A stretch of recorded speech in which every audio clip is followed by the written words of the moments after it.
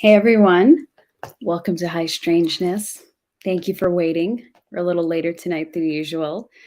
So I was looking at this book I got. So I got this last year, the year before. I haven't read it yet. Sorry, let me properly hold it. There we go. It's called Disposable People. And I bought it. Like these usually like those cheap mass market, sci-fi paperbacks that nobody's ever heard of. And usually 25 cents, a couple bucks each. This one was a little more pricey because it caught up a lot of attention. And let me read you what it says, and you'll see why. So it says disposable people. A medical catastrophe forces doctors and politicians into the ultimate conspiracy. And then on the backside, it says, in a sinister lottery of human lives, they all became disposable people.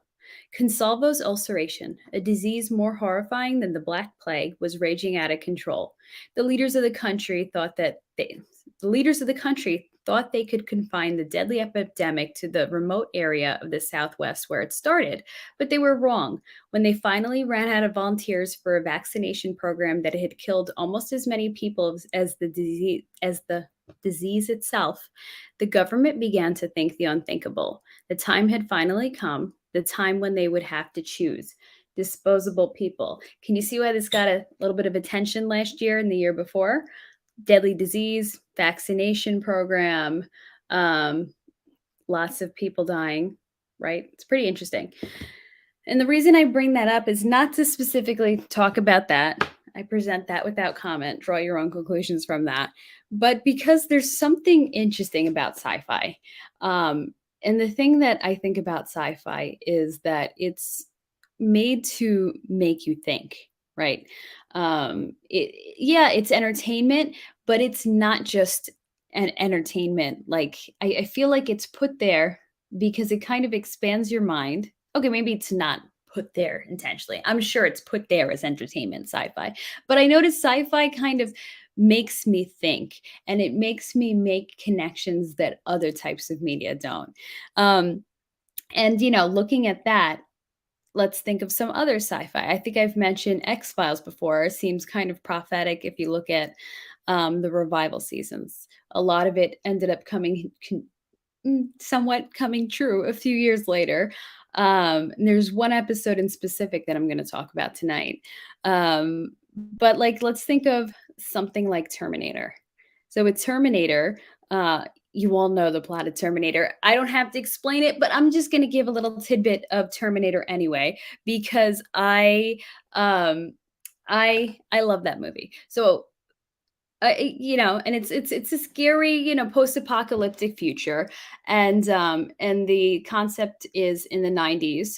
The government had some sort of AI controlling its weapon systems, and this AI all of a sudden woke up, became self-aware, became sentient, and the government scrambled to stop it, to turn it off, to unplug it, whatever they might do. The AI realized, and in order to protect itself, it launched nukes around the world, and that was Judgment Day, right? So sentient AI, it seems kind of far-fetched. It seems kind of extreme, but it's interesting because if we step back and we look at a lot of the AI stuff going on today, you're like, okay, it's kind of a warning, right? It's kind of prophetic in a sense. Like, I don't think it'll ever get to that extreme, but it makes you think. It makes you wonder. And so that is the topic that I wanted to land on tonight, AI. Because, High Strangeness, I know a lot of it centers around UFOs and paranormal, the context of High Strangeness. But I figured why not expand it into futurism and some of these other things that are going on right now. Well, let me stop and say hey to everybody in here. Hey, Ovidian the Great, like and retweet. Thank you. I appreciate that, guys. Every like and retweet. Crypto Journeyman, nice to see you. You know what? The last time we were talking, for some reason, my brain, I kept saying Crypto Journeyman, but my brain was reading Cryptid Journeyman. So that's why I thought you were like a cryptid researcher. So hey, Drix. Hey, guys. My online ghost. So nice seeing you all. Hex Celsior. I think I got it this time. I think I pronounced it right. Hey, Hex Huddle. Paul Sachs, very nice to see you guys. Oh, Jen Hex sent you. Okay, yeah, because I'm seeing some new names I haven't seen before. So welcome to anybody new. Hey, Crypto Compassion, Hexographer, really nice to see you all. Hey, Wild SJ, David Lee. So yeah, so I wanted to hop on the topic of AI tonight.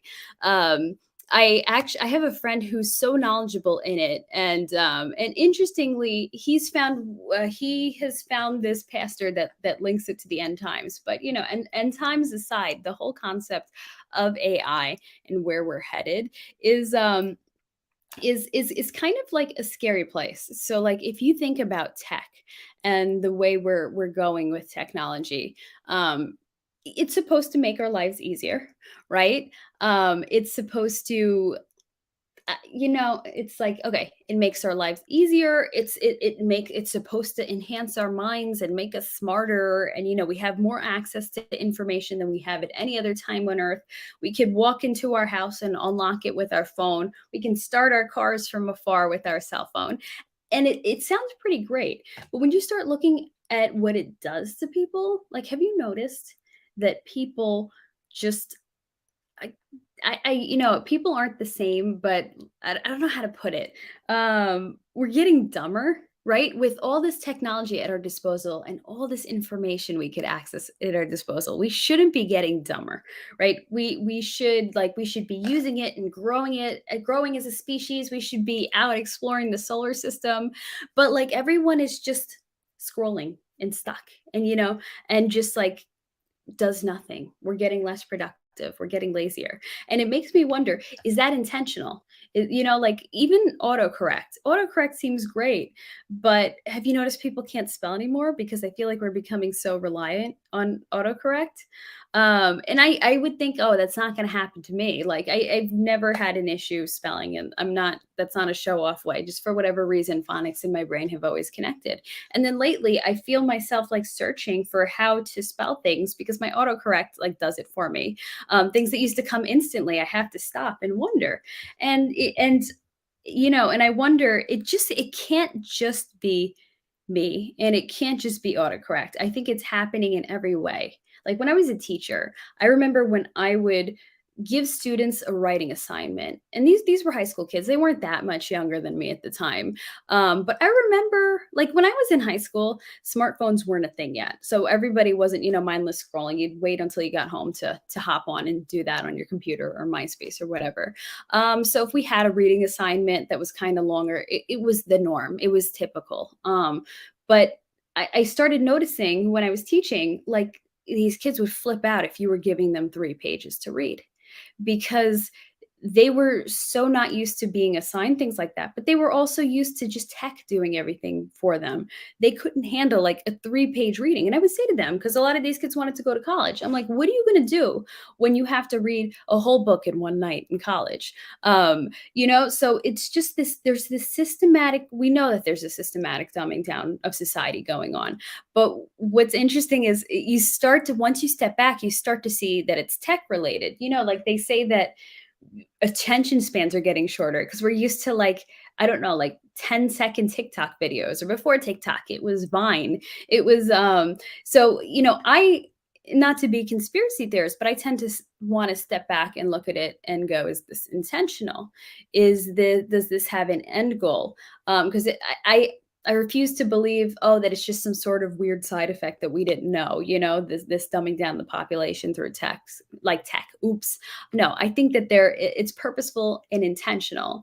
And when you start putting it in line with what's going on today, it starts to make more and more sense. Like if you're looking at it from an Elon Musk perspective. And you know what? I'm just going to catch up on the chat a second, because I can't always multitask too good. Hexiquin, nice to see you. Thomas Turner, Ben Alaban. So many new names here, guys. Thank you so much for coming in.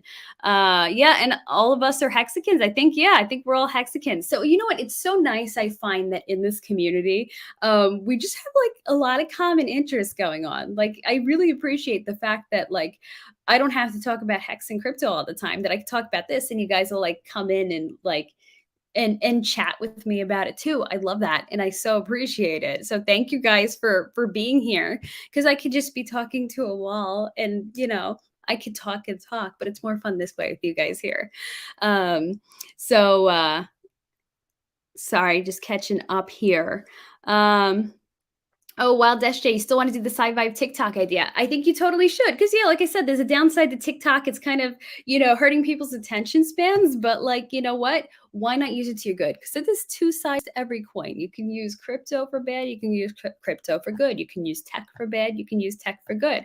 So let's take those short attention spans and give people some sci-fi snippets. And it's a great way to maybe onboard new people. I am so excited for when you launch that TikTok. Um, Bob Wells, nice to see you. Beast Tonio. Sorry, I'm so bad at pronouncing usernames. So yeah, thank you guys all for being here. Bob Wells is saying, buy the dip. The next one, I am so disappointed. I had no dry powder for that 3-cent dip. I was on the computer when that happened. But you know what? I think it's a great buying opportunity now, whatever price is happening. So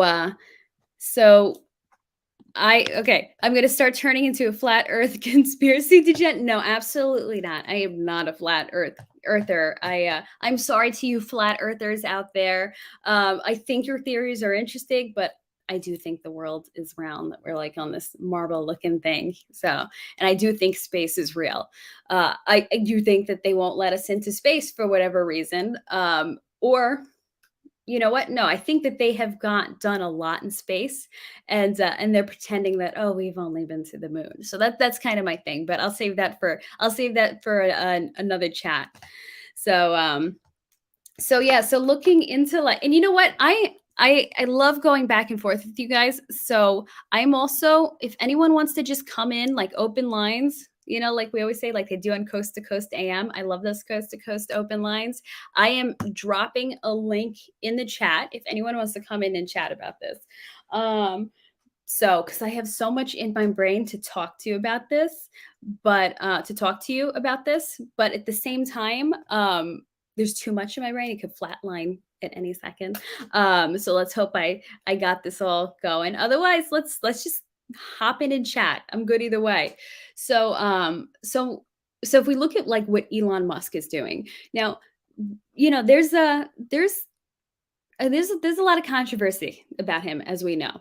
And let me just take off this flat earth conspiracy degen. I don't want anybody to think I'm a flat earther. No offense to I love you guys, you flat earthers, but I ain't into it.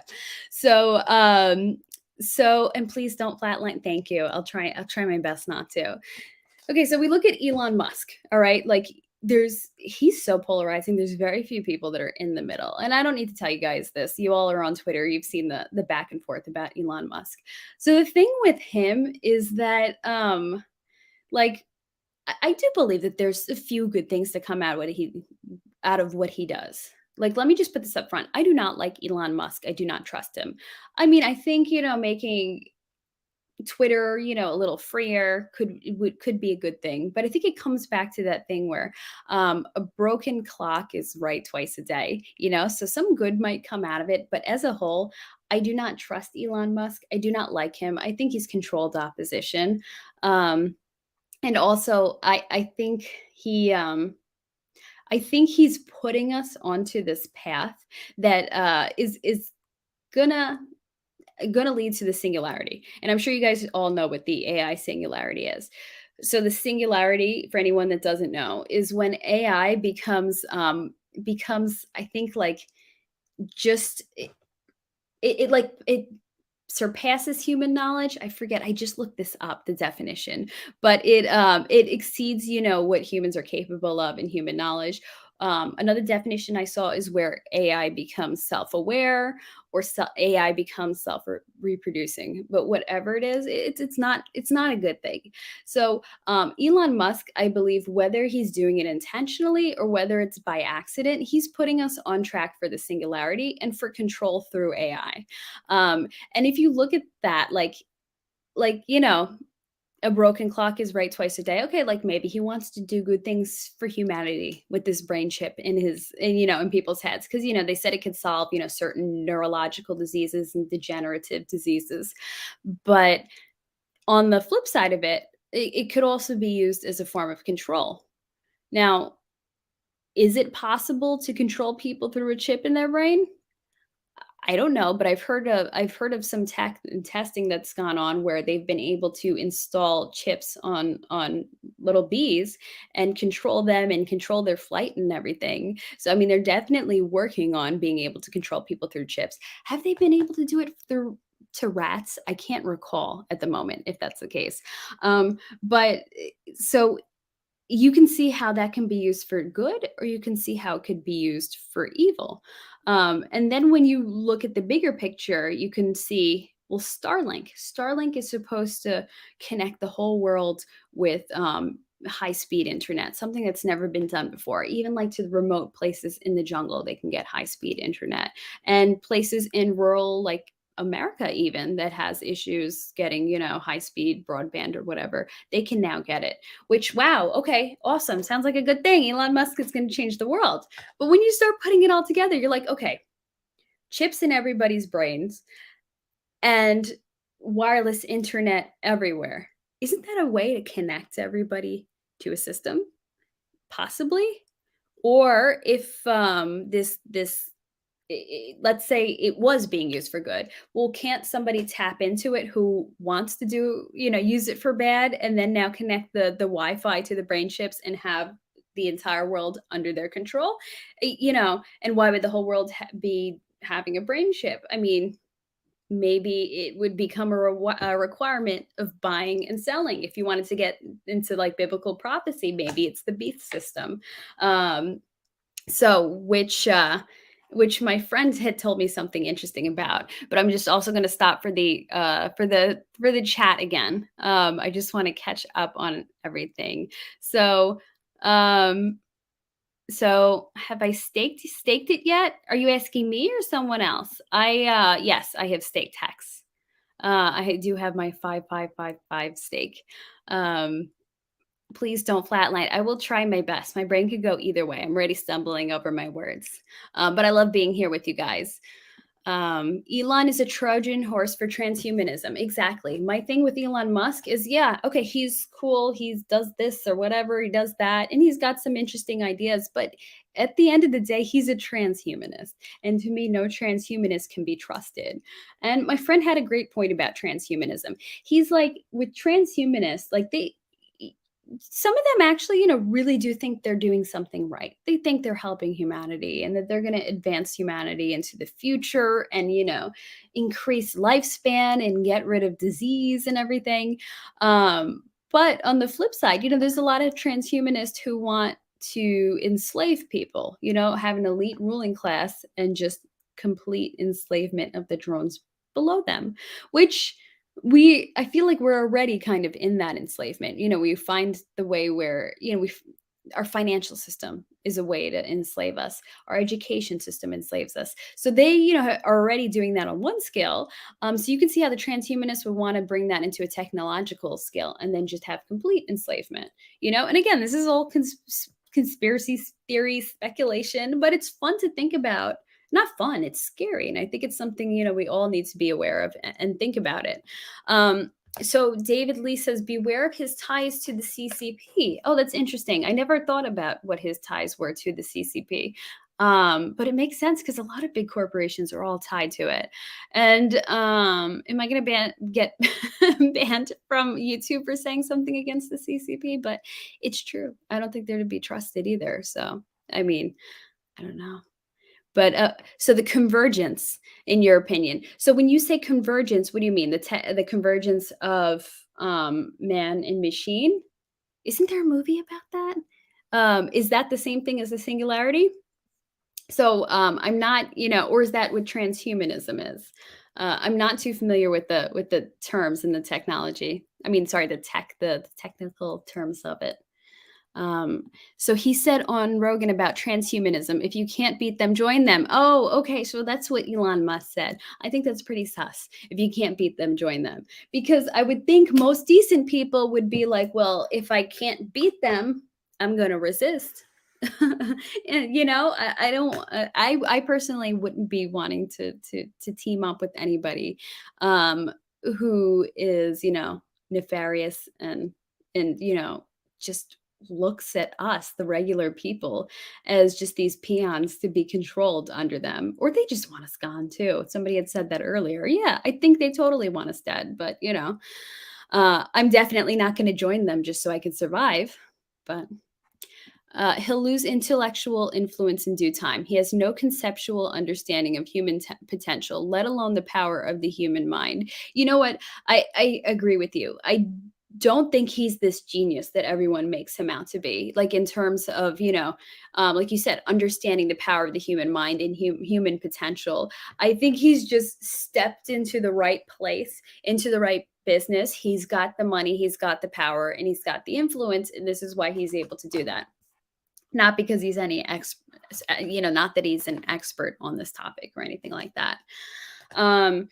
So, and it's interesting because, like I said, I view the world like through the lens of my faith, and I know not everybody's on that same page, but it's to me, it's kind of fascinating when you start connecting transhumanism, AI, and the Christian view of the end times. So a lot of people, like to believe where we are in the end times. Some Christians think we don't. I tend to subscribe to the idea that we're not.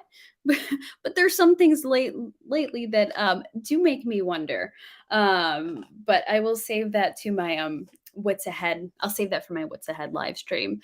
But so my friend had pointed out the fact that if you look at the beast system, so for anyone who's not aware, the mark of the beast is something in the end times that Christians believe are in the end times, and the mark of the beast is something on your forehead or on your hand, and you can't buy and sell without it, and that you're basically forced into getting this mark of the beast. Otherwise, you can't participate in society. And a lot of people wanted to look at the, as the mark of the beast. I don't believe that. I think it was something else. But not looking at it as the mark. But the mark of the beast is like the beast system that ties into the Antichrist.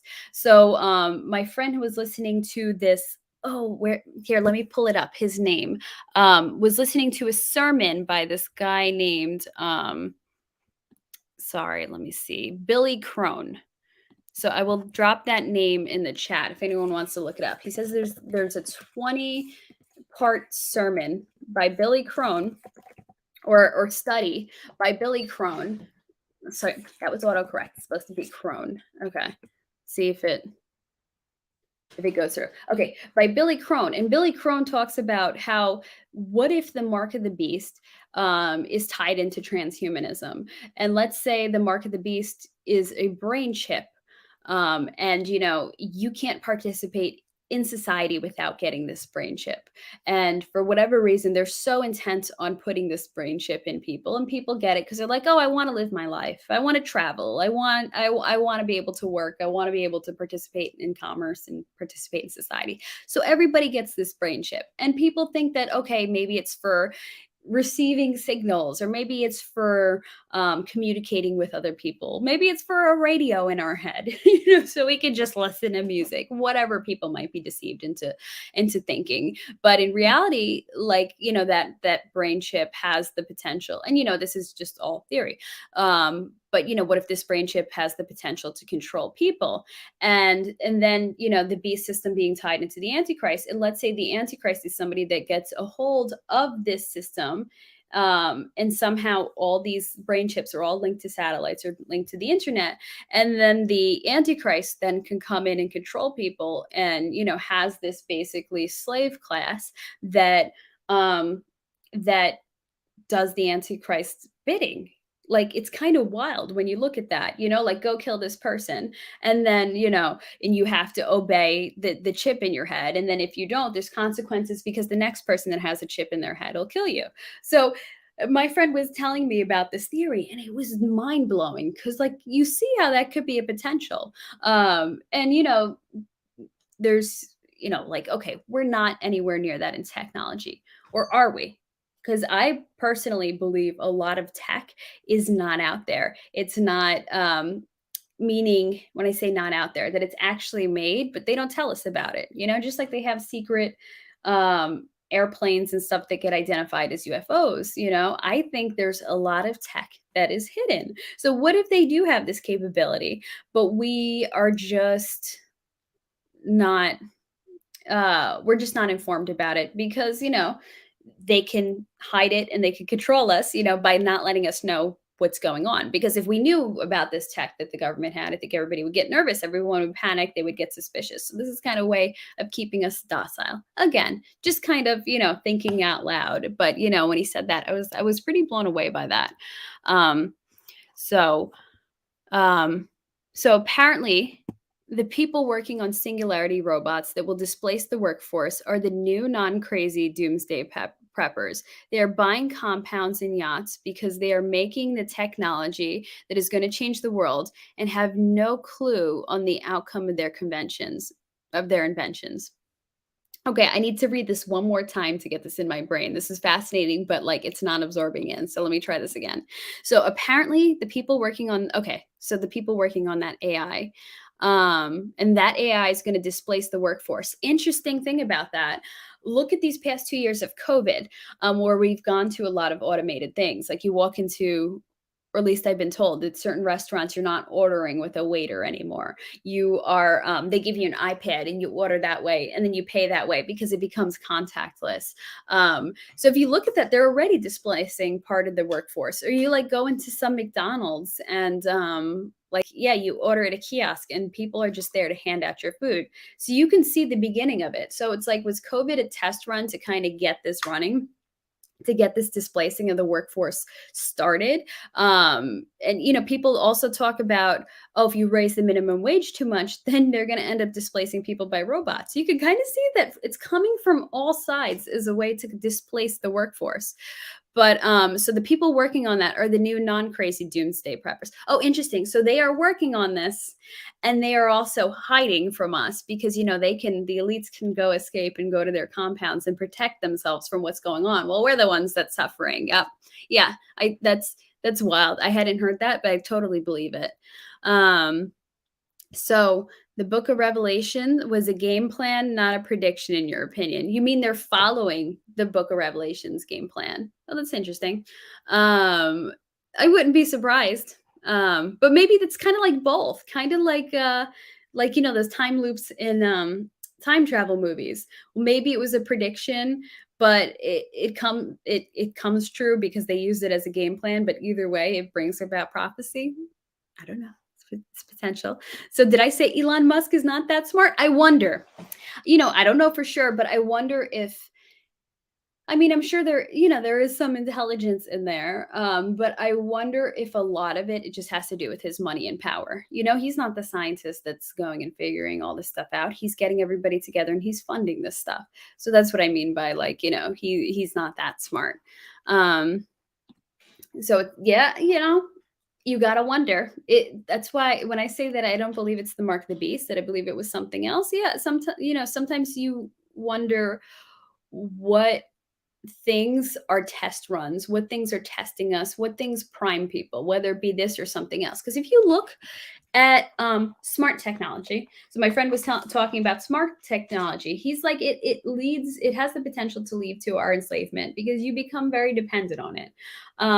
So even smart tech is kind of priming us for this type of thing because he's like, you become so dependent on it. He used the examples of a smart lock. Okay, cool. They're convenient. You can let somebody in from afar.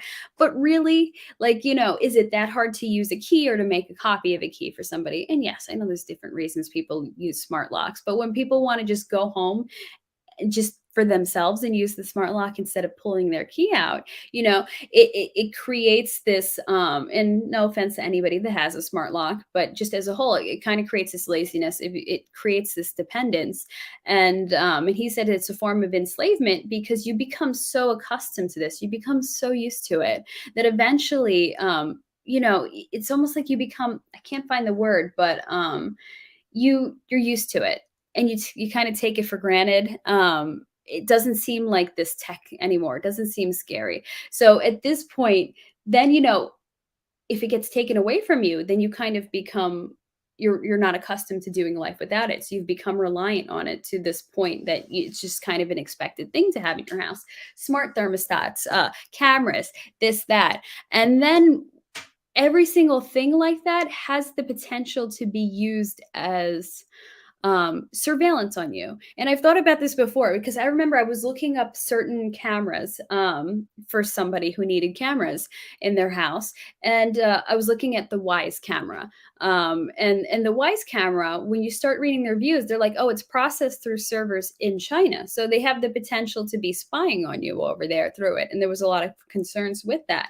But really, every single piece of technology is a way to control. Smart tech, it's a way to spy, it's a way to control. They say that those smart thermostats on the wall, um, they could be sending back info to whoever is controlling, your power, the power companies or the government. I guess it depends where you live. Certain areas, the power companies are independent. Certain areas, they're controlled by your government. And maybe they can turn around and say, you're using too much energy. I don't care that you got the money to pay for it, but that's not good. I'm going to lower your heat. You got to keep it at 65 because I said so. So you see how there becomes, and you end up a slave to this tech. You have no choice but to just say yes and to just go with it because it is what it is. Now you've become so used to having it, and they don't sell old thermostats anymore. So you see how everything kind of becomes like a slippery slope. So let's see, the barcodes have 666 on them on the left, middle, and right within the barcodes line. Are these all barcodes or like specific barcodes? But yeah, I would say that is concerning too. And there's a lot of speculation about what 666 means, whether it has a meaning and it means something transhumanist or something cloning. But maybe they're using it to mock us. Let's put it in the barcodes because this is something not good for humanity and we're going to flaunt our power over them. Let's put it in the barcode. So I wouldn't be surprised. I feel like everything is kind of a flaunting of their control and their power over us. So, but sorry, so I'm just catching up on this. Anesthetize? No, that wasn't the word was looking for, but I think it could be close. Same idea. But yeah, it's just, oh, and thank you guys to all you new people that just hopped in. Bobby Hexelrod, Maddie Crypto, Thomas Turner. I think Thomas Turner, you've been here. Nice to see you guys. So Pokemon Go is created to map out the inside of buildings. If you look into who created it, it's scary. That never occurred to me. I played it a little bit when it came out, and I remember all the people like in parks, like just going wild over it.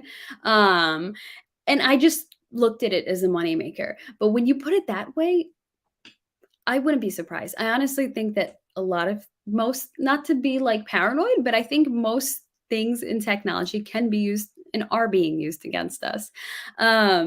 But that's wild. Like my mind is now blown with that. And I think that's a problem in society. So many people just tend to look at things that aren't good as like, oh, they're just making money off of it. It's a money maker. The pharmaceutical companies, are they nefarious or are they just there to make money?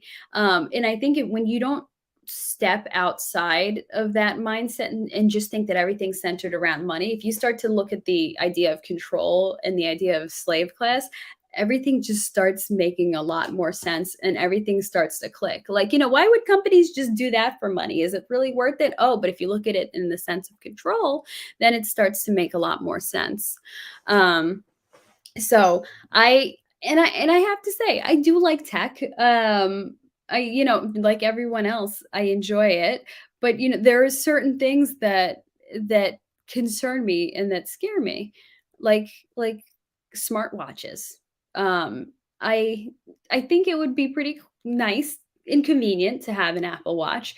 But first of all, and no offense to anybody that's got an Apple Watch, but I don't want those EMFs on my body all the time. And then second of all, I'm like, it collects health data. What are they doing with this health data? Why do they need this information? And if you could look at it again in terms of money, okay, they're just making money off of you and your health info. Or are they collecting more data and they're going to use it against you? Kind of like 23 and Me. There's this. They ended up. I think something came out where it turned out that they were like storing your data and they were selling it. All of those genetic testing places like Ancestry.com and 23 and Me. And again, like the allure, it's so appealing. Like, oh, cool! I can see like my genetics and the things that I'm prone to, and I can see where my ancestors come from, and it was pretty appealing. But then I'm always paranoid, like, what are they doing with my DNA? They don't need my DNA. No, I'm not a criminal, so I'm not afraid of people getting my DNA, but it's privacy rights. No, sorry, that's my own business. That's not yours. What are you going to do with that? And then it came out that that's what they're doing. So I just think, yeah, a lot of these companies have a far more nefarious agenda than just making money. But same thing with and I'm gonna sound insane for saying this, but and I'm gonna try to say something that's not gonna trigger any algorithms, but that swab test that everybody's been taking these past 2 years, in their nose. I was always I was always bothered by it because I'm like, that's because nose and cheek. Usually, when people take DNA tests, you're swabbing your cheek cells, and that's how you're getting the DNA. So I'm like, they're sending this off somewhere, and these are cells that contain DNA. What are they gonna do with that? I don't believe that they're just testing. And it did end up coming out that there was this thing in the news, and then it kind of became buried pretty quickly, of course. But that a lot of these companies were collecting the DNA off these swabs, and they were like selling the DNA information. So it was a bigger money maker for them than just testing for an illness. Um, and if we're thinking about transhumanism and cloning and AI, you could look at that DNA and think that there might be something bigger happening here, and it could be used for enslavement and control. And I know I keep going back to enslavement and control, but I just so feel like that we have that potential is there, that we're already there. We're already being watched from everywhere. Everything we say, everything we do, our phones, they say, even if it's decharged or off, it still has the potential to track and listen to you. Like, was it Snowden? Didn't he him and like whenever his like people gathered, didn't they put their phones into the fridge, because the fridge kind of acts as a Faraday cage, and it's pretty insulated from sound, because they knew that there was this listening in going on. um and it's funny because, like I said, sci-fi kind of, if you could look at sci-fi as being a warning, or maybe it's predictive programming.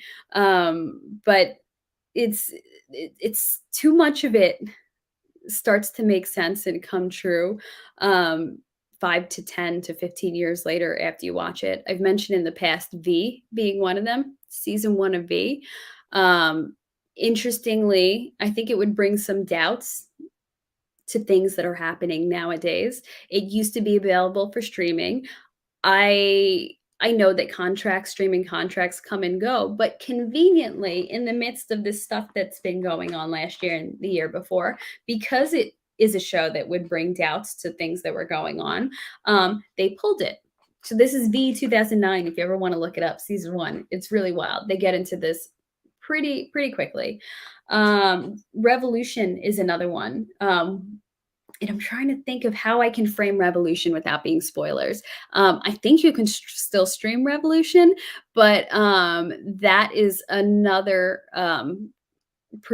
let's say future prediction about nanobots and control and post-apocalyptic things happening. So just a couple recommendations there. But X-Files, I always go back to X-Files because they always somehow are spot on. And I'm like, okay, Chris Carter, is this predictive programming? Are they trying to get our permission for things they want to do because they want their karma, the elites, or good karma?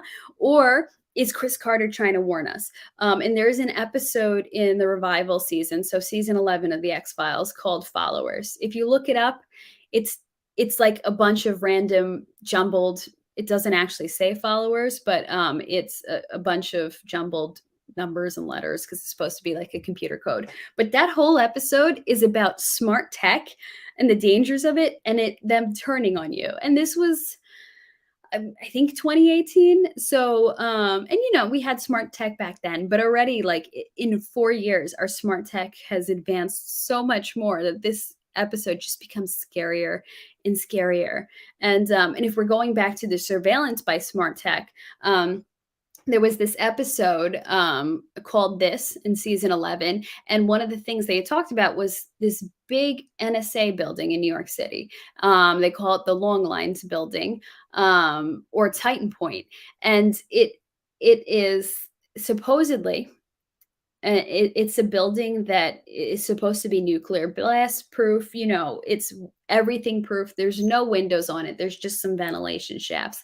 And the idea of Titan Point is that it is there and it's built like that because it houses the phone system for the entire city. So if you were to damage the phone system, if you were to blow up the building that has the phone system, you would cripple New York City.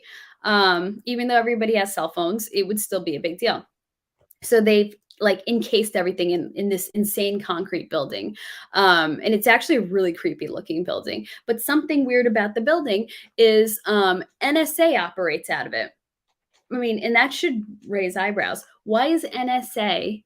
They have, I don't know, this part of the building, I guess that nobody really knows what they're doing, and they operate out of that building. And everybody should wonder, why is NSA operating out of a building that every single landline phone conversation goes through, and that I think our fiber optics go through there too, so that all the internet is going through. So they are operating in that building.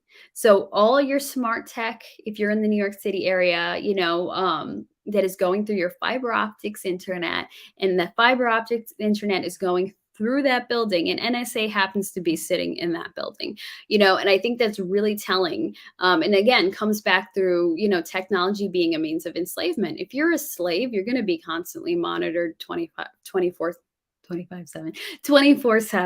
right?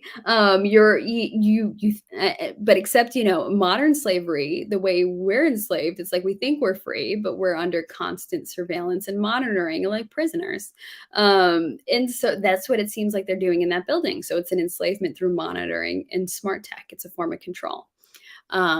So protect your privacy in any way you can.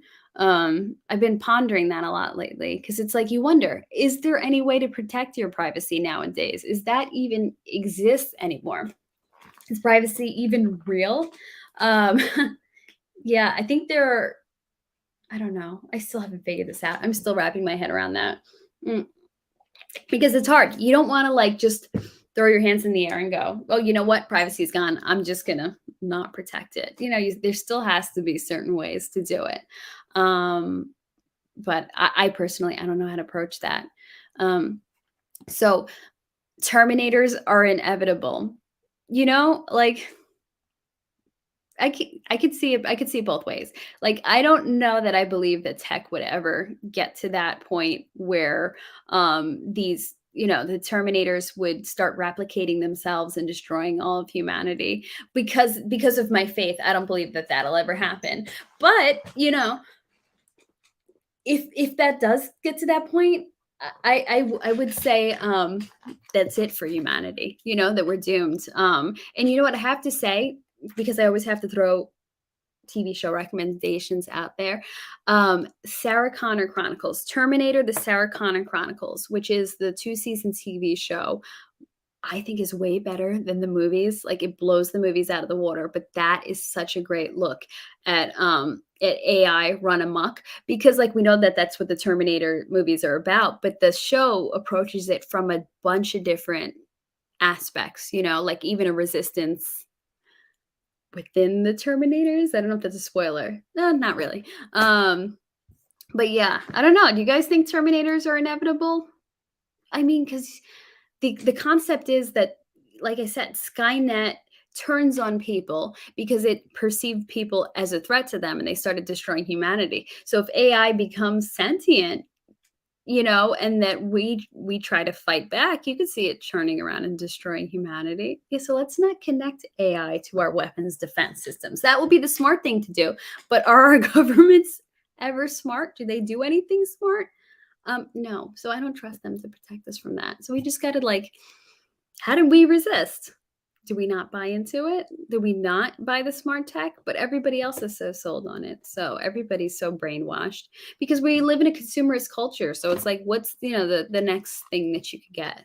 I remember working with this guy and he's like, oh man, I just changed my internet from this company to this company, and I had to, it took me hours to change the Wi-Fi codes on my cameras, on my door locks, on my this, that, and it took them hours to change all the codes on every smart tech. Sorry, your key, your Wi-Fi key on every. And I think that just goes to show how much smart tech has like invaded people's homes, because it comes back to our consumerist culture, the keeping up the Joneses. Like, how can we make everything all fancy and high tech and have everything do everything for us? So honestly, because humans always like the shiny object, I think no one's going to perceive that danger and everybody's just going to fall into it. So it's just a matter of time, I guess. As morbid as that sounds, but I don't know. Does that sound a little black pilled? But you see, I'm one of those people that are okay with it. I'm like, whatever. I'm still going to try to live my best life and be happy in the midst of all the insanity anyway. So, V to the Hey Flat Earth Underground. V 2009 was so good. Always the good shows get canceled before their time. That was canceled in 2 seasons. Yeah, X-Files dripping clues. I have to say, I love it. I am biased toward the X-Files. I've loved it ever since I was a kid, and I remember watching it on Friday nights with my dad. But I hadn't seen the entire series until I was an adult, and it took me about 2.5 years to work through the whole series because I don't watch TV that fast. But and it definitely makes you think. But then now, I just feel like everything has exploded and progressed in the past 2 years. And now everything just, I'm so blown away. I'm like, was the X-Files telling us something? I'm always referencing back to it in my brain when I'm trying to figure all this out. We need quantum computing resistant communications. Do you think, is that a possibility? Do you think that is a possibility? Because I feel like no one will make it because they don't want us to have it. But I guess, yeah, if somebody's manufacturing it independently. But because quantum computers are quantum computers, can't they figure out a way around it? Is there any way to get out of this? Besides, I don't know, I was about to say major solar flare, but no, we have protections in place for a major solar flare. Who knows what the answer is? I don't mean to be like a downer, but it's just fascinating, just exploring all this with you guys. So you're not sure that the Terminators you were talking about before, you're not sure if they would turn on us, but you think robot soldiers will be pretty advanced. It's interesting because I've heard my dad talk about, he heard something that, China is trying to engineer super soldiers, genetically, superior people to be soldiers. So I wouldn't be surprised if this is the next step. Having robot soldiers. But the thing is, I feel like they don't care about us. They don't care about civilians. So, robot soldiers would save lives. Do they really care about saving lives? That's what so I'm like, they want to use us as disposable. Back to the whole disposable people. But that's a different kind of disposable people. Oh, I just made us out of focus. Made me out of focus. Hold on. That usually fixes it. No? Okay, there we go. So transhumanism and super soldiers before Terminators. Yeah, exactly. So yeah, it doesn't sound far-fetched to me. You could be like, oh, it's conspiracy about China, but it doesn't sound far-fetched that they would be finding genetically superior people and, and having projects to make super soldiers. Like if you look at Sparta, where they were taking the boys away at 12 years old. Isn't that kind of like a super soldier thing? They were probably trying to find the strongest, healthiest kids to turn them into soldiers. So that's like the ancient version. So now they just because we know genetics, they can find genetically superior people. But I totally agree. Transhumanism and super soldiers are going to happen before then. Disposable heroes. Yeah, it's unfortunate, but I really do think they look at us as being disposable. So look into XX Network, created by David Choum, who created mixed networks. He claims to be quantum resistant. He created mixed networks, which is what Tor runs on. I am writing that down. I'm very curious about that. And like, when you stop and look at that, isn't it warped that we now that we have to worry about, okay, let's get some quantum resistant communications? Like, can you imagine 100 years ago, going back in time and telling people that this is what we have to worry about now? And like the fact that we've progressed that quickly in 100 years is pretty disturbing. And again, I don't trust people to do the right things and protect humanity. They don't care. As they make it clear every single day that they don't care. So you are excited for the underground tech that'll emerge to keep us safe in this dystopian future. Yeah, I guess it's that thing, the tech being used for good or being used for evil. So it should be interesting, the resistance that does occur if we get there. If somebody doesn't stop it before then. But I think unfortunately that is our lot in life. I think that I can totally see that being tied into the end times. So Thomas Turner, thank you for joining us tonight. Have a good night. So yeah, I hope I'm not rambling too much. I'm just thinking so many things and I just don't even know where to go with it. But it's something concerning. I would definitely say it's concerning. And I feel like people look at that and go, that's conspiracy theory. But we're like, the tech is right there. And you can see us already on that path. So to me, it's clear as day.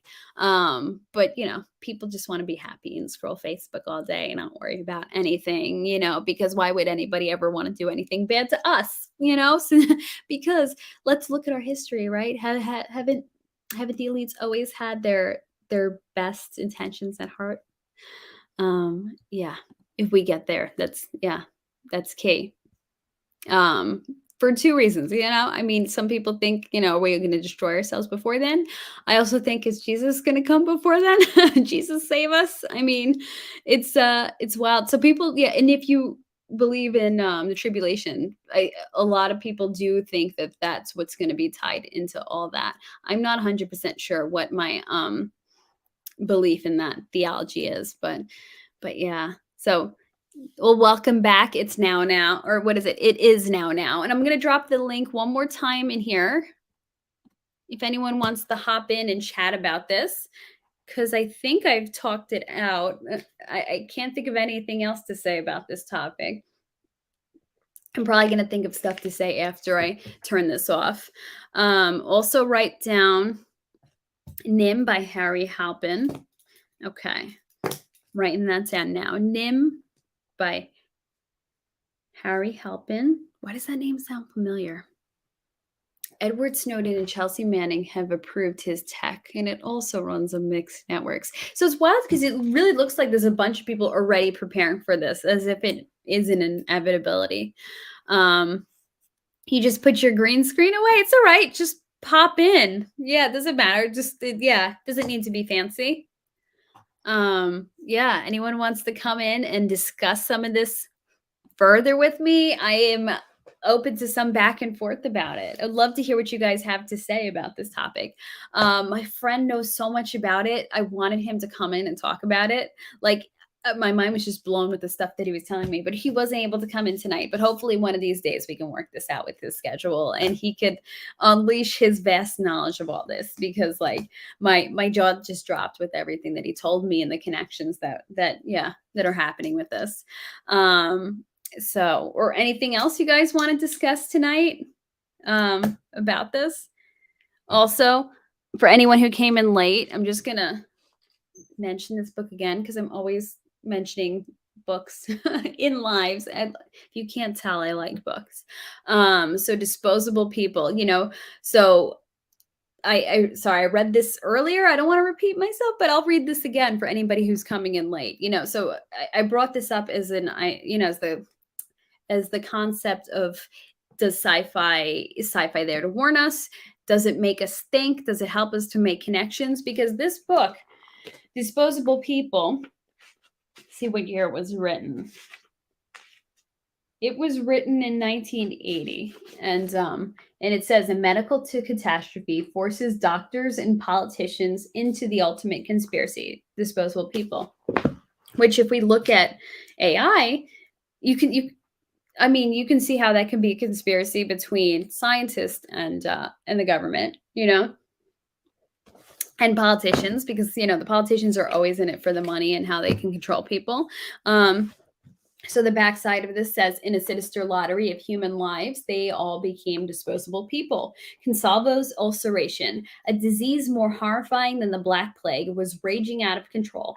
The leaders of the country thought they could confine the deadly epidemic to the remote area of the Southwest where it started, but they were wrong.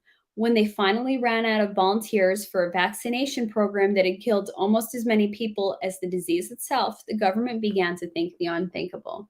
The time had finally come, the time when they would have to choose disposable people. Right? Yeah. So is it predictive programming? Is it a warning? Or is it just something that's there for entertainment, but something that opens our mind and helps us think? It could be either of the three. Or maybe every form is different. Maybe this was just random and it opens our minds and helps us think, this book. Maybe X-Files is a warning. Maybe some of the big sci-fi blockbusters, with the A-listers, maybe that's predictive programming. I think all of them are definitely possible. So, yeah, I think that kind of wraps it up. I hope that wasn't too all over the place. Yeah, let me know your thoughts. If you have anything you want to drop in the chat before we close it out. I'm trying to think if there was any other wild topics I heard this week besides AI. That's the only I'm sure there was something else, but that's the only thing on my mind I could think about. But yeah, anyone gonna jump in before I go? StreamYard link is in the chat. I would love to chat with anyone who wants to jump into the open lines. If not, no worries. We'll close this out. Side note, while we're waiting, I got this at the candy line at the dollar store just because it made me laugh. It was called Treasure Surprise, and it has Hershey's Kisses. And the surprise in there are robots. Oh, they're actually Transformers. And it's funny because, always in sci-fi or something, they're always presented as these friendly little things. But when you look at it like this, the AI thing, it does become quite sinister. So we have it is now hopping in to the stream. Hey, how are you? Thank you so much for coming in. How are you? Just trying to nice to get everything set back up. Okay, I'm just raising my volume so I can hear you. We just ended the Gen Hex stream, and I got everything put away, jumped on yours, and just got it all back up. Oh, well, thank you for being willing to jump back in here. You're welcome. I didn't really follow much what you were talking about, but I'm interested. So I caught the last couple minutes. What have you been talking about? Okay, so tonight we've been talking about AI, the singularity, transhumanism, and how this could all come together for our enslavement, from the elites.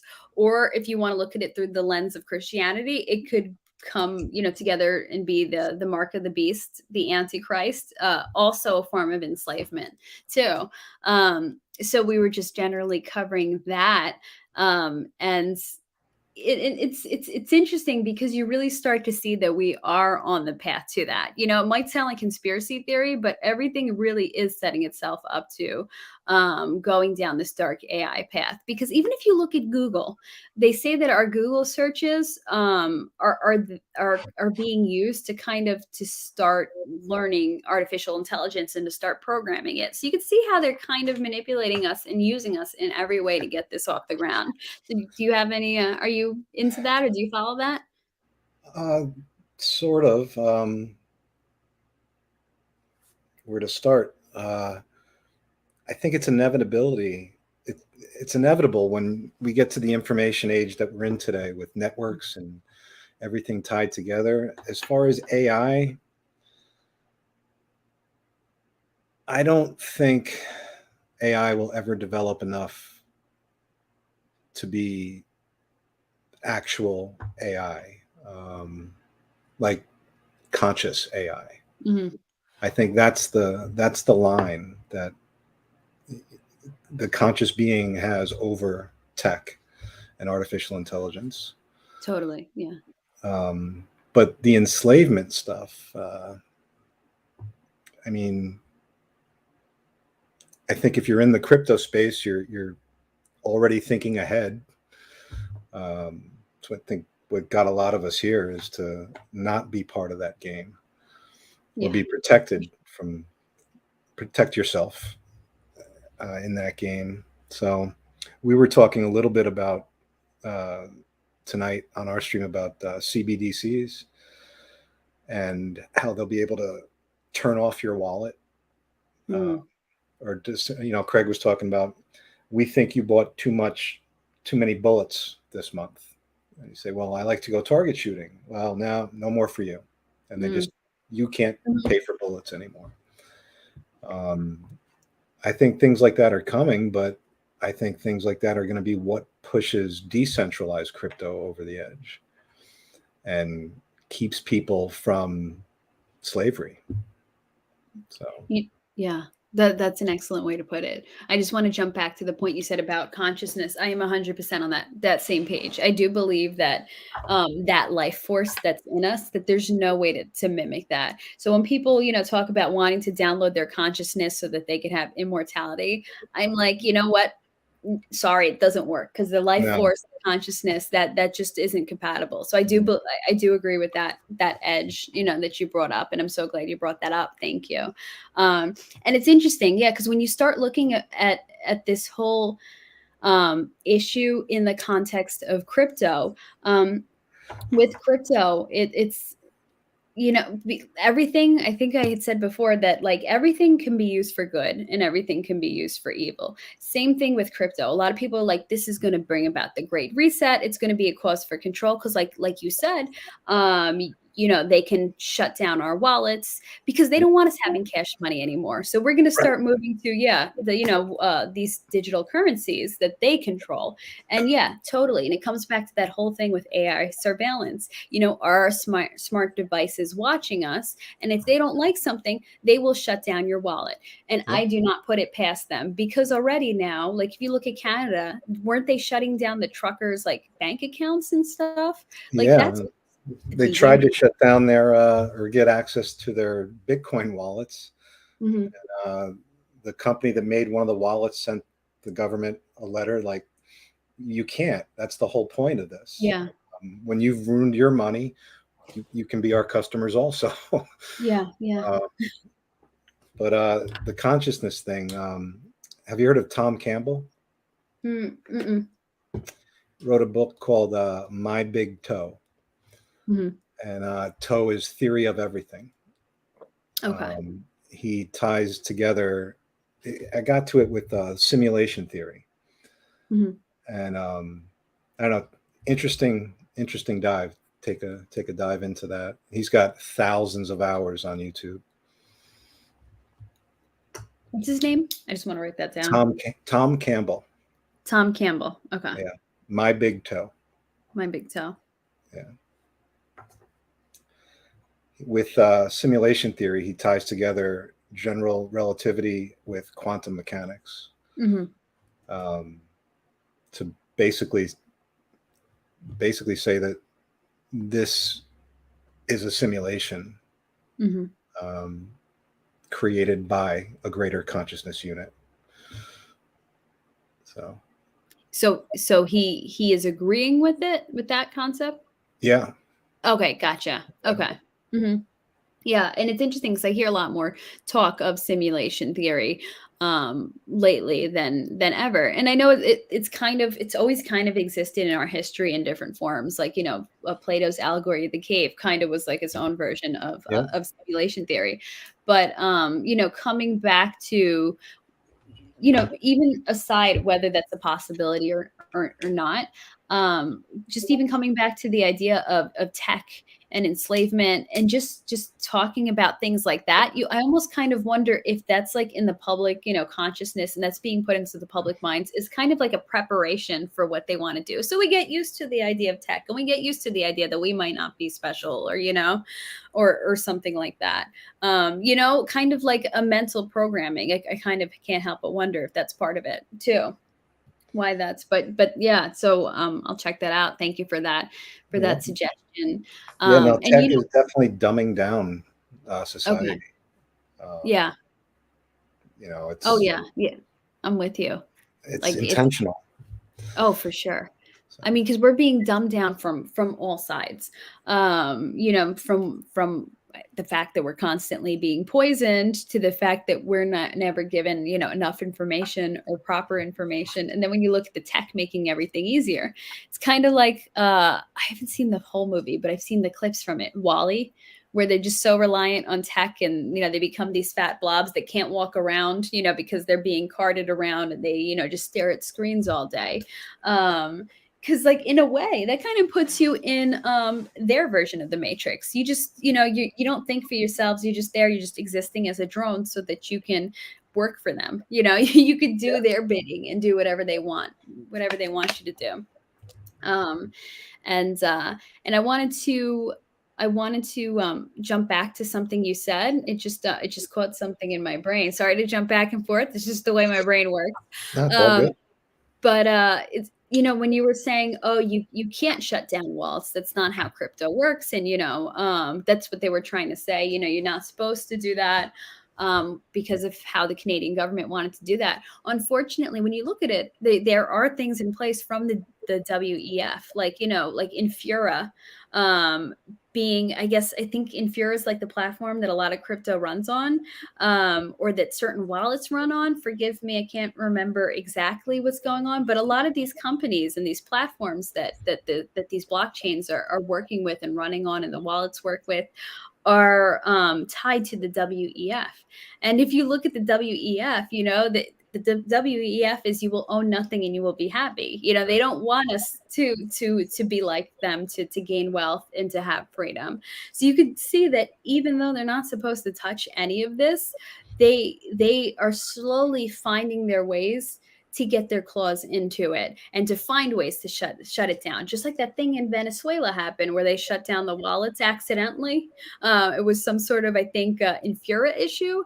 So you see What was how they. that? I didn't hear about it.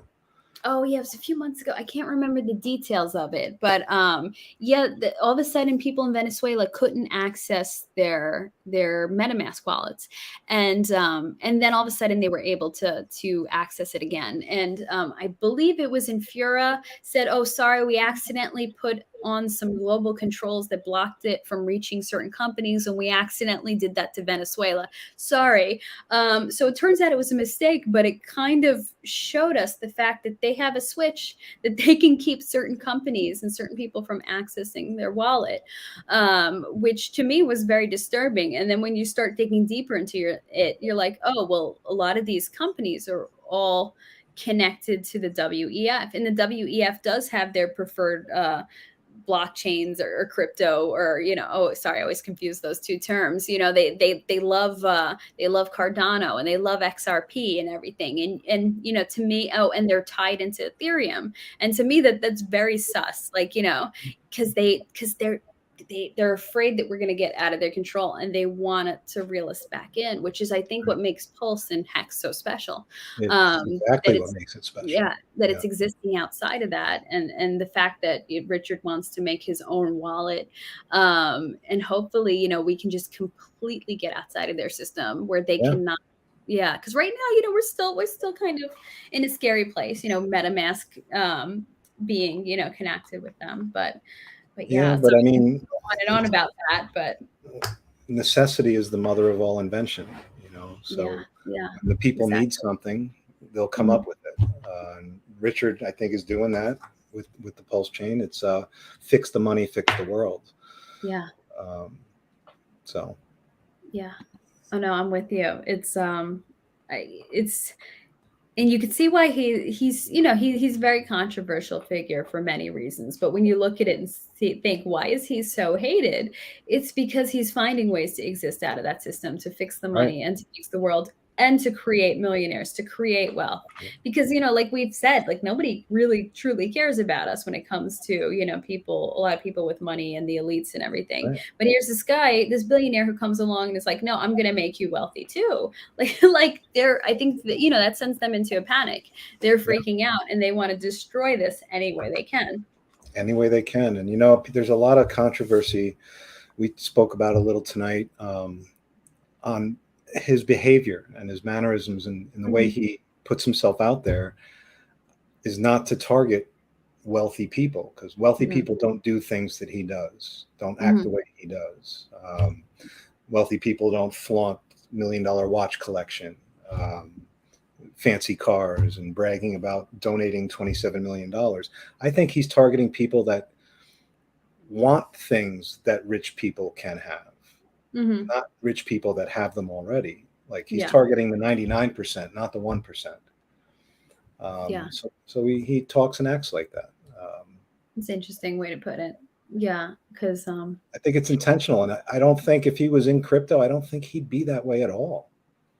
At all. Okay, so if he was existing in some sort of like the finance world or whatever, he would be presenting himself differently. Is that what you mean too? Yeah, yeah. Yeah, I mean, he presents himself outside the box that he's trying to break down the box. So you can't be in that box. You know what? It's an interesting way to put it, because I see both sides of the issue. I do see the concerns of, oh well, you're not going to get bigger investors, and bigger investors can help the system. But then on the other hand, bigger investors kind of would have too much control. Ruin the system. What? It would just be another one of the big investor systems. Yeah.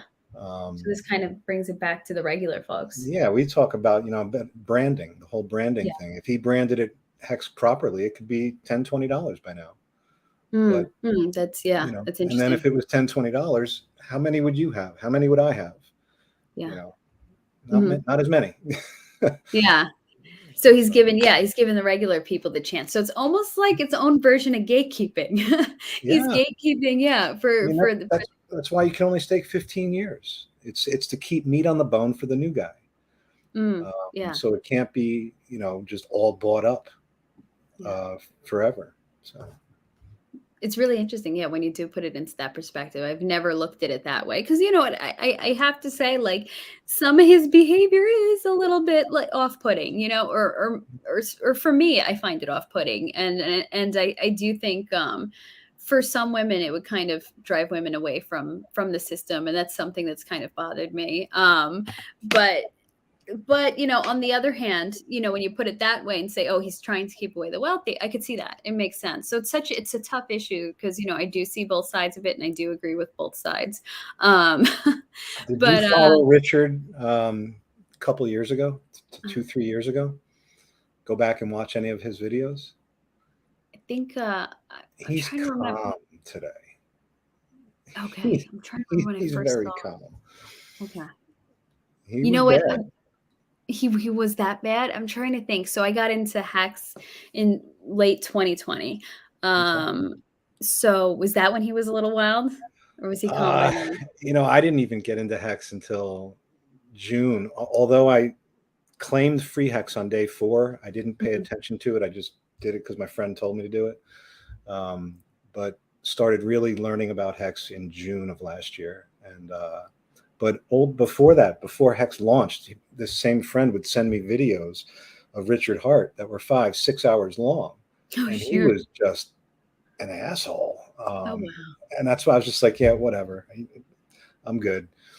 So he calmed down a great deal. I think people got to him and said, hey, you have a great product. I want to show my mom about this, but I can't show my mom these videos of you. So he stopped cursing, and so now it's coming back a little. Yeah. I think he's just stressed now with the launch pending, and reverting a little bit. Yeah. Okay. So this is nothing new for him, basically. No, not at all. Speaking of launch, do you have like what are your predictions for our time frame for launch?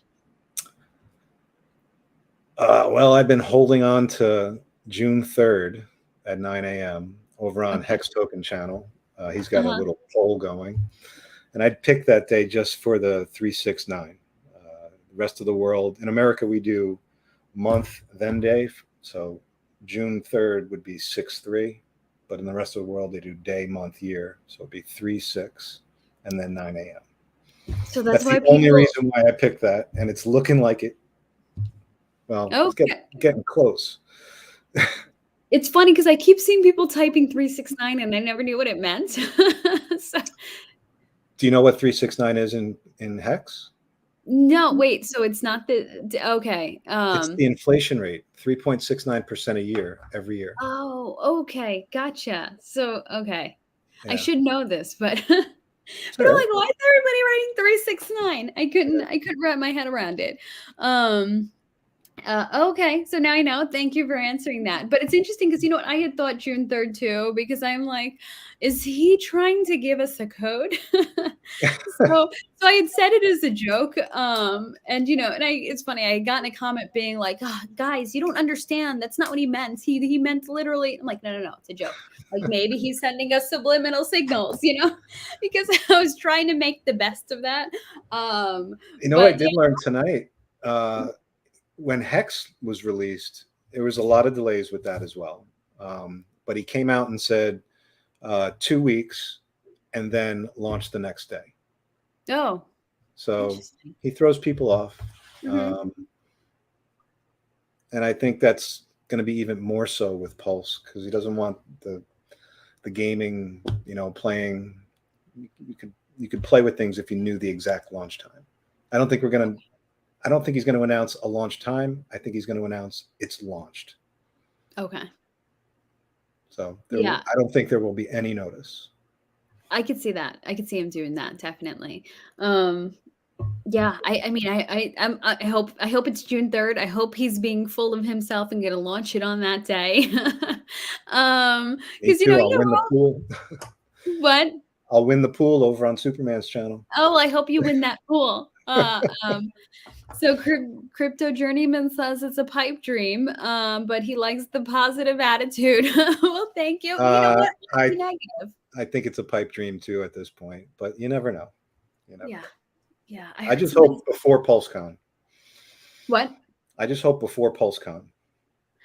You know what? That would be pretty ideal. So Yeah, I'm guessing you'll be there. Craig was joking tonight. It'll be the test PulseCon if it's not. Be kind of a bummer. I heard somebody say something on Twitter about like the entire code having to be rewritten again, and that it's not going to launch for a long time. I don't know if that was just speculation or something. No, not Um, all the code. The how the validators get delegated. mhm. They rewrote something in a different language, not soliloquy. It's going to be faster and safer. So Oh, okay.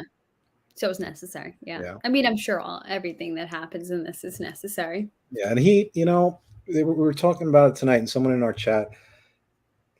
It cannot. It has to be right when he launches because there's so many Mhm. haters are going to nitpick it and try to find something wrong.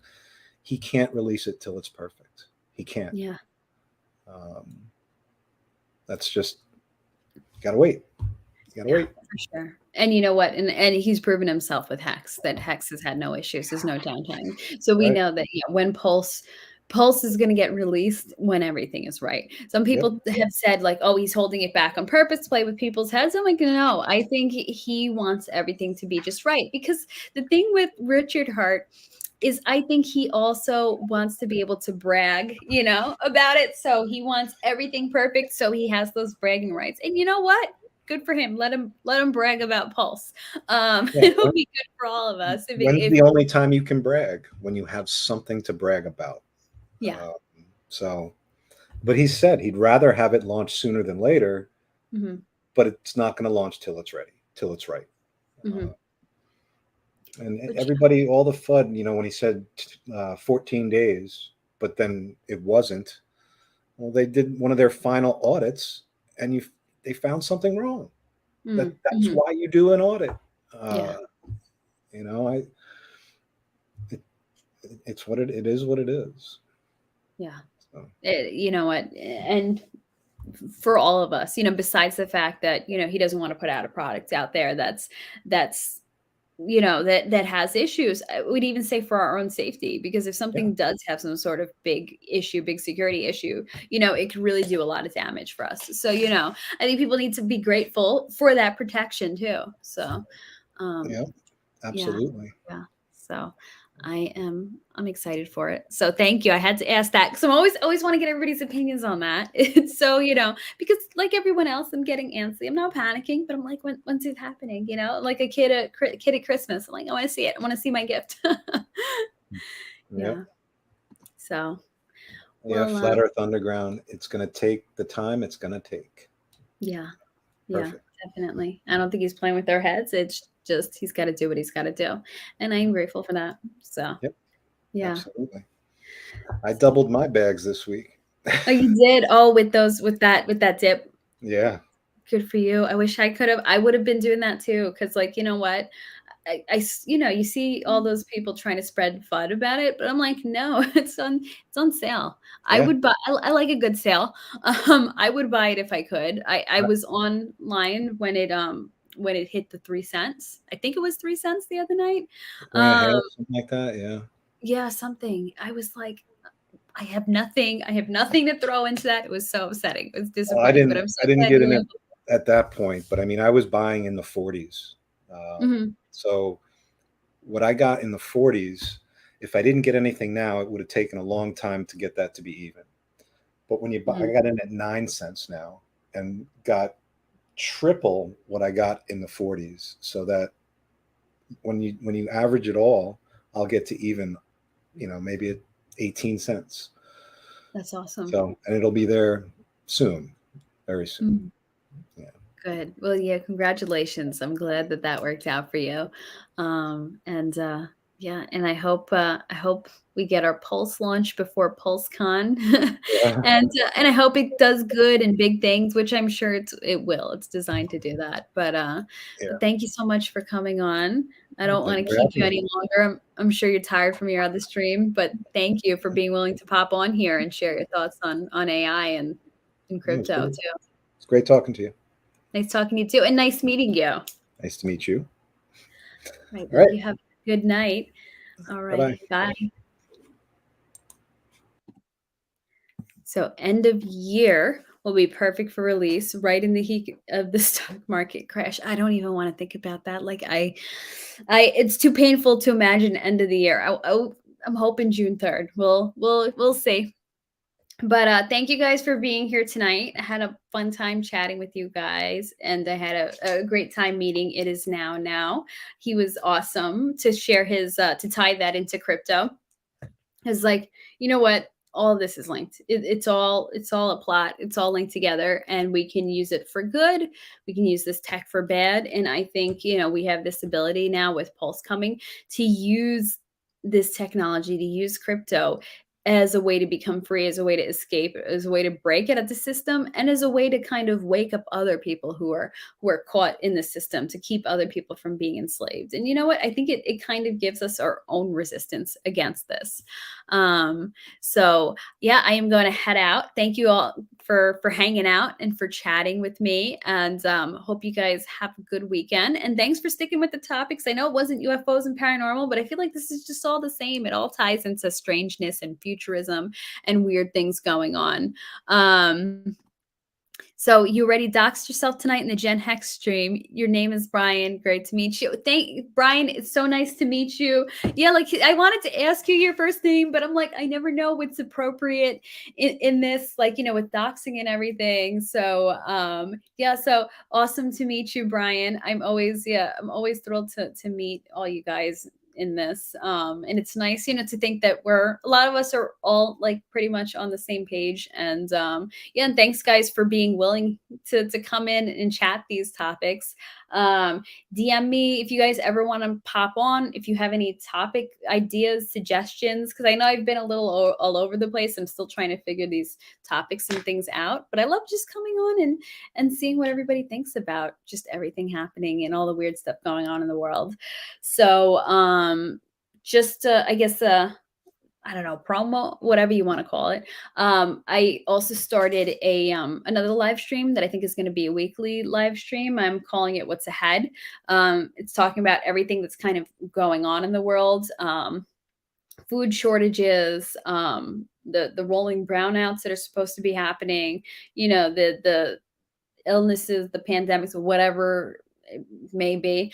How we can be prepared, how we can, use crypto to our advantage in these situations to protect ourselves, to protect our families, to protect the people around us, to help our neighbor. And our last one we talked about was food scarcity. What do you do in times of food scarcity? How we can prepare and be ready for that? Because, crypto is great and crypto gains are great, but you're not gonna, if you're hungry, you can't eat your Lambo. So how can we use crypto to prepare us for what's ahead? So it's kind of the topic. So not sure what to talk about next week. Maybe I'll talk about water, how to deal with water preparedness. So we'll see where it goes. So yeah, thanks guys for being here tonight. It was really nice seeing you all. And thank you to all the new people who came. Yeah, thank you for listening. Thank you. Because I know a lot of you guys just put this on in the background or kind of use it as a podcast. And I appreciate, all the views, the interactions, everything, the subs. So thank you guys. I will talk to you soon. Sleep tight and don't let the aliens bite. Good night, guys. Oh, wait, chat's still going. Rob Skibba, Flat Earth and the Fake Alien Invasion. I'm not on the same page as the Flat Earth thing, but I do like, reading some of these thoughts on it.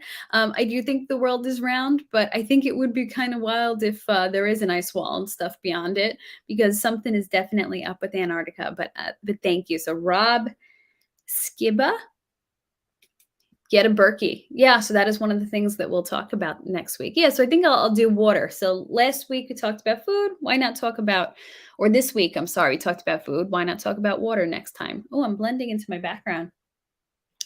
Yeah, kind of, because one of my lights went. So fam bam. Yeah, my Hex fam. Nice. Yeah, so nice seeing you all tonight. I know I keep saying that, but I love the Hex community. You guys are amazing. Oh, it doesn't matter. You'll never get over the ice wall. I don't know. Isn't there supposed to be lands beyond the ice wall? I don't know. I think Earth is a globe. But no, I'll definitely check that out. I'm curious to see what he has to say. You've been distilling your own water for years. I'm wondering lately. I'm like, should I go to, or my mom was actually saying, oh, we should all distill our water, and I'm like in the reverse osmosis camp, but I've been curious about distillation, the health benefits of it. But I guess either one, you have to replace your minerals anyway. So I guess, does it end up the same thing? I don't know.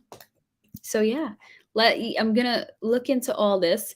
I'm going to look into distillation. So I'm going to write that down right now. The whole world is a lie. Yeah, I totally believe we're being lied to on every front in our history, this, that. And I think at some point it can't always last that way. The truth is going to be revealed. The curtain is going to be pulled back and we'll see who's behind the curtain. Spring water is best. I agree. Yeah. It's just, unfortunately, not all of us live near natural springs, but I think there is a website that is a natural spring locator. I can't remember the name of the website, but I'm sure if you search like natural spring locator, you should be able to locate some springs. And unfortunately, like some of the better streams are like hours away from me. Because I found one kind of near me, like half an hour away. And the review on it was like, don't drink it. It's contaminated. But I know that there are some people who will go with these giant, 5-gallon glass bottles, go to the stream, fill it up, and then I guess clean it with ozone to make sure there's nothing in there and drink it. And actually, I've heard that that is the best way to do things. I wish that was the way I can do things. You know what? If you can buy a property with like springs on it, that would be incredible way to protect yourself. Um, so hey, Pulse Lord, nice to see you in here. So the minerals in water are dissolved solids, inorganic, not usable by the body. Oh, but oh, maybe I'm thinking of electrolytes. But then why do they always talk about you have to replace the minerals in it? Because otherwise your body will start pulling the minerals out of your teeth. Or that's what I've heard. But I guess everybody, I don't know. I'm sure there's a lot of FUD out there, even about distilled water. So taking your journey into becoming an American national. What does that mean? Are you trying to get your American citizenship? So your mom lives right next to one. You're so lucky. Oh my gosh. Yeah, that is so lucky that she lives right near that. I wish I did. Like I said, I was so disappointed to find out the one that was kind of near me was contaminated, because that website actually like tells you a little bit about the water quality and the ratings of it. So okay, you can get minerals from plants. Oh, okay. So you still need it. You just get it through other ways. That makes sense. Now I understand. So, all right. So reverse osmosis. I've heard good things about reverse osmosis. The downside is like if you put a system in your house, the wastewater, it produces a lot of wastewater, and then having to like empty that and deal with it, I've heard is a hassle. So I've actually been looking into different water purification systems, because what I have is a little too basic. And I drink a lot of water. So I'm like, this is probably not healthy. um, so yeah, this has been currently on my mind. So maybe it'll be a good topic for next week. So American nationals getting away from. Oh, okay. I've heard about that. My sister was telling me about this today, actually. So reverse osmosis is second to distilling. So my mom was right. See, she was telling me that distillation is the best one and that we should all be drinking distilled water. And it's funny because I remember when I was younger, some scientists telling me, oh, no, humans should never drink distilled water. It like destroys our insides or whatever. So ever since then, I had this fear about distilled water. And then when I heard people actually drink it, it was relatively recently.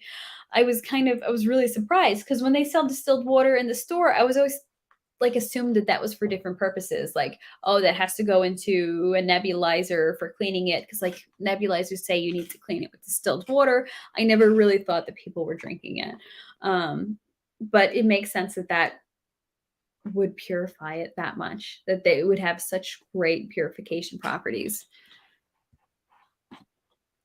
So U.S. citizen basically means your corporation. Again, deep rabbit hole. Oh yeah, I have heard stuff about this. I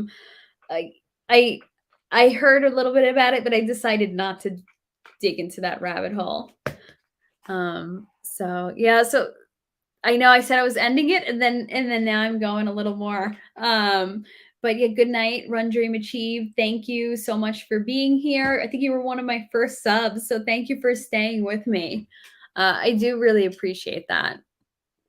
So if you drink tap water, fill up jugs and let them sit for 24 hours. The chlorine will evaporate. And your water will taste so much better. That makes sense. It's just like filling a fish tank or a little fish bowl. Remember, they would always say leave it out for 24 hours. Just the other downer is like all the other stuff that's in tap water, like lead and fluoride and everything else that's there. And it's interesting because I had heard recently that drinking tap water is actually related to weight gain and obesity because of all the endocrine disruptors. So that makes a lot of sense. There's a lot of tap water, I would say, drank in the United States. So why do they use it in radiators in cars? Oh, distilled water they use in radiators in cars? Is that because I guess it's pure? Oh, there's the answer. Because it leaves no residue. Wouldn't you want the same for your body? No, that completely makes sense. Same thing like medical equipment. Why are they using distilled water? Now I get it. So yeah, I know I need to dig into it. Well, my sister was talking about it, so I might leave the digging into it for her. But thank you for bringing that up. So in case anybody wants to look into that, if you rewind a bit, you'll see what Crypto Journeyman was saying about US corporations. So, well, you guys have a good night. It was nice seeing you all. And I will talk with you guys soon. Bye.